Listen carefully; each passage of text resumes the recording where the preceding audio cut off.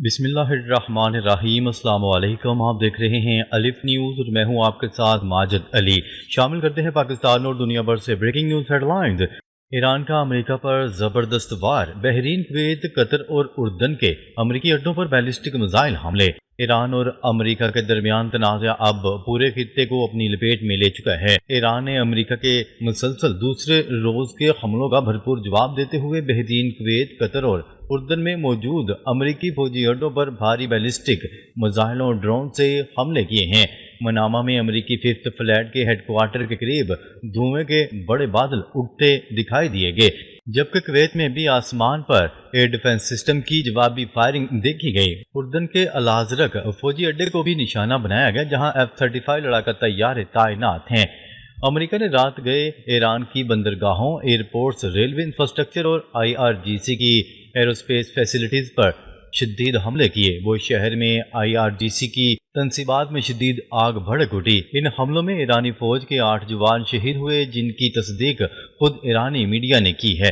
ایرانی پارلیمنٹ کے اسپیکر محمد باقر کالیباف نے سخت بیان دیتے ہوئے کہا، امریکہ کو اب اپنی دھمکیوں اور وعدہ خلافی کی قیمت چکانا پڑے گی۔ اسٹریٹ آف ہرمز صرف ایران کے فیصلے سے کھلے گا، امریکی دباؤ سے نہیں۔ دوسری جانب یمن میں بھی جنگ کے بادل منڈلا رہے ہیں۔ سعودی حمایت یافتہ حکومت اور حوثی دونوں نے فوجی تعیناتی بڑھا دی ہے۔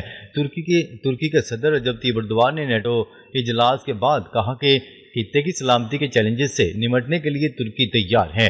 دوسری طرف غزہ میں بھی اسرائیلی حملوں کی اطلاعات سامنے آئی ہیں، جبکہ شام کے حوالے سے امریکی صدر ڈونلڈ ٹرمپ نے عندیہ دیا ہے کہ شام کو دہشت گردی کی معاون ریاستوں کی فہرست سے نکالنے پر غور کیا جا رہا ہے، جسے خطے کی سیاست میں ایک اہم پیش رفت قرار دیا جا رہا ہے۔ مشرق وسطی کی مجموعی صورتحال اس وقت انتہائی حساس ہے۔ ایران اور امریکہ کے درمیان بڑھتی ہوئی کشیدگی نہ صرف خلیجی ممالک بلکہ عالمی معیشت، تیل کی ترسیل اور علاقائی سلامتی پر گہرے اثرات مرتب کر سکتی ہے۔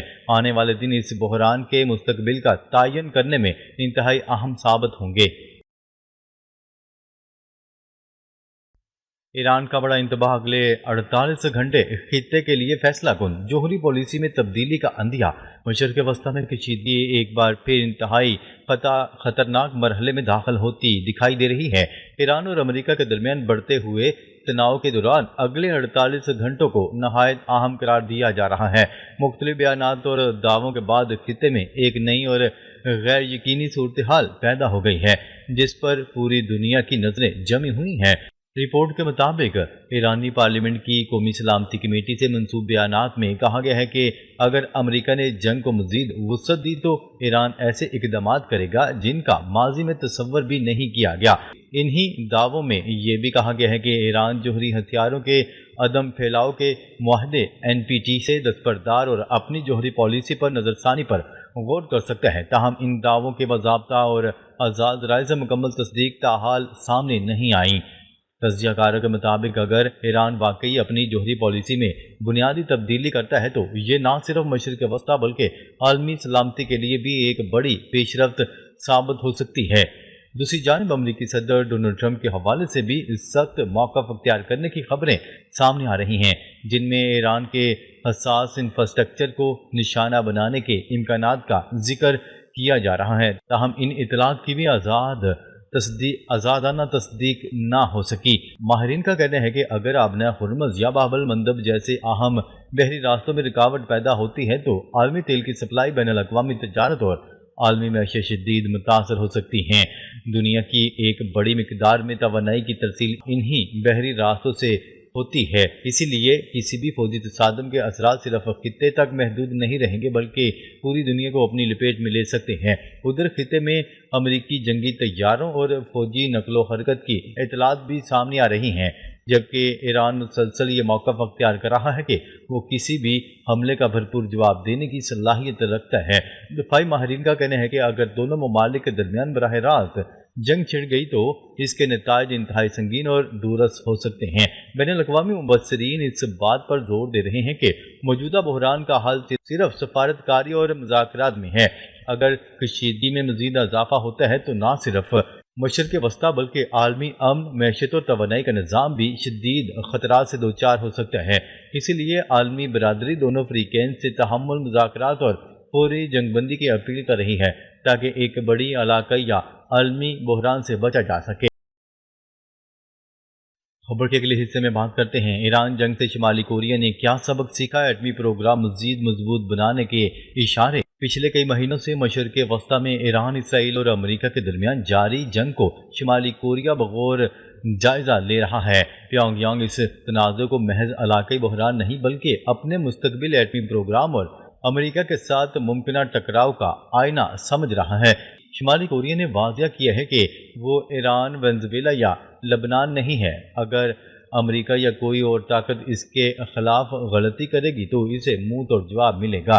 ایرانی جنگ نے پیونگ یانگ کو دو اہم سبق دیے ہیں۔ پہلا، امریکہ اب بھی رجیم چینج اور فوجی قیادت کو نشانہ بنانے کی پالیسی سے دستبردار نہیں ہوا۔ دوسرا، جس ملک کے پاس قابل اعتماد ایٹمی ڈیٹرنس نہ ہو وہ امریکی اور اسرائیلی دباؤ کے سامنے زیادہ کمزور ہوتا ہے۔ شمالی کوریائی صدر کم جونگ ان نے واضح کیا ہے کہ ایران کی جنگ کے بعد وہ ایٹمی ہتھیاروں کو ختم کرنے پر پہلے سے بھی کم تیار ہیں۔ ان کے نزدیک ایٹمی طاقت ہی حکومت کی بقا کی اصل ضمانت ہے۔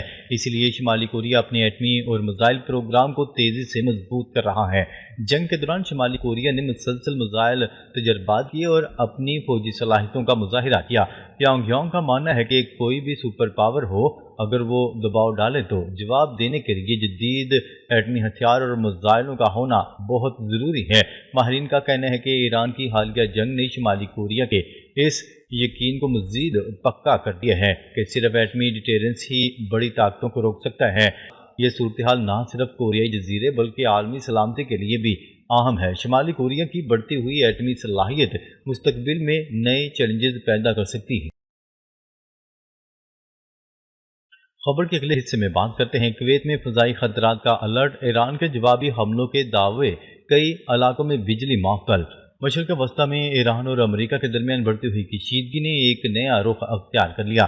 تازہ رپورٹس کے مطابق ایران نے خلیجی ممالک میں موجود امریکی فوجی تنصیبات کو نشانہ بنانے کا دعویٰ کیا ہے، جبکہ کویت میں فضائی خطرات کے سائرن بجائے جانے اور کئی علاقوں میں بجلی کی فراہمی متاثر ہونے کی اطلاعات سامنے آئی ہیں۔ کویتی وزارت بجلی، پانی اور قابل تجدید توانائی کے مطابق ملک کے متعدد اہم ٹرانسمیشن لائنوں میں اچانک خرابی پیدا ہونے کے باعث مختلف شہروں میں بجلی کی فراہمی معطل ہو گئی۔ حکام نے بجلی کی بندش کی حتمی وجہ فوری طور پر واضح نہیں کی، تاہم یہ صورتحال ایسے وقت میں سامنے آئی جب ایران کی جانب سے خلیج میں موجود امریکی فوجی اڈوں پر جوابی کارروائی کے دعوے کیے جا رہے ہیں۔ دوسری جانب کویتی فوج نے تصدیق کی ہے کہ فضائی دفاعی نظام کو فعال کر دیا گیا ہے۔ فوجی ترجمان کے مطابق 2 بیلسٹک میزائل اور 13 ڈرون جو کویتی فضائی حدود کی جانب آ رہے تھے بروقت نشاندہی کے بعد تباہ کر دیے گئے۔